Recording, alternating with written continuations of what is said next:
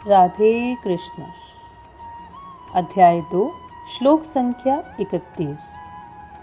स्वर्धम ममपि चावेक्ष्य न विकम्पितुमर्हसि धर्म्याधि युद्धाच्छ्रेयो अन्य क्षत्रियस्य न विद्यते।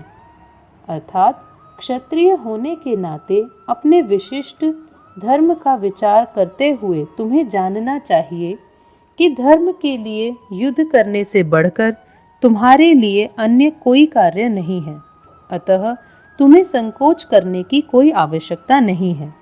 तात्पर्य: सामाजिक व्यवस्था के 4 वर्णों में द्वितीय वर्ण उत्तम शासन के लिए है और क्षत्रिय कहलाता है। क्षत का अर्थ है चोट खाया हुआ। जो क्षति से रक्षा करे वह क्षत्रिय कहलाता है। क्षत्रियों को वन में आखेट करने का प्रशिक्षण दिया जाता है। क्षत्रिय जंगल में जाकर शेर को ललकारता और उससे आमने सामने अपनी तलवार से लड़ता था। शेर की मृत्यु होने पर उसकी राजसी ढंग से अंत्येष्टि की जाती थी। आज भी जयपुर रियासत के क्षत्रिय राजा इस प्रथा का पालन करते हैं। क्षत्रियों को विशेष रूप से ललकारने तथा मारने की शिक्षा दी जाती है, क्योंकि कभी कभी धार्मिक हिंसा अनिवार्य होती है। इसलिए क्षत्रियों को सीधे संन्यासाश्रम ग्रहण करने का विधान नहीं है। राजनीति में अहिंसा कूटनीतिक चाल हो सकती है, किंतु यह कभी भी कारण या सिद्धांत नहीं रही।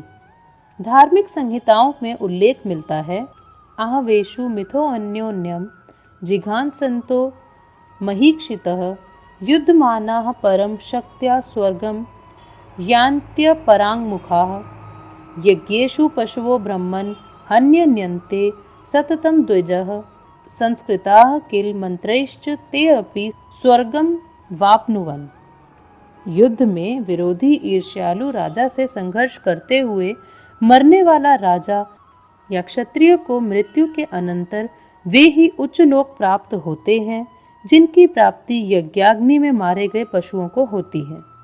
अतः धर्म के लिए युद्ध भूमि में वध करना तथा यागिक अग्नि के लिए पशुओं का वध करना हिंसा कार्य नहीं माना जाता, क्योंकि निहित धर्म के कारण प्रत्येक व्यक्ति को लाभ पहुंचता है और यज्ञ में बलि दिए गए पशु को एक स्वरूप से दूसरे में बिना विकास प्रक्रिया के ही तुरंत मनुष्य का शरीर प्राप्त हो जाता है।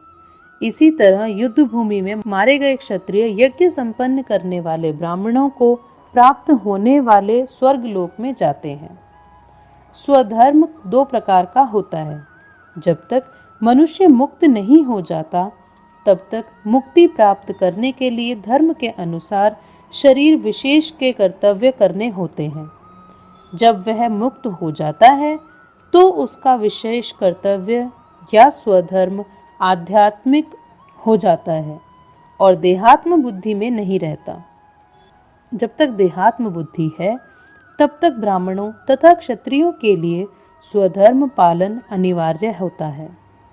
स्वधर्म का विधान भगवान द्वारा होता है, जिसका स्पष्टीकरण 4th अध्याय में किया जाएगा। शारीरिक स्तर पर स्वधर्म को वर्णाश्रम धर्म अथवा आध्यात्मिक बोध का प्रथम सोपान कहते हैं। वर्णाश्रम धर्म अर्थात प्राप्त शरीर के विशिष्ट गुणों पर आधारित स्वधर्म की अवस्था से मानवीय सभ्यता का शुभारंभ होता है।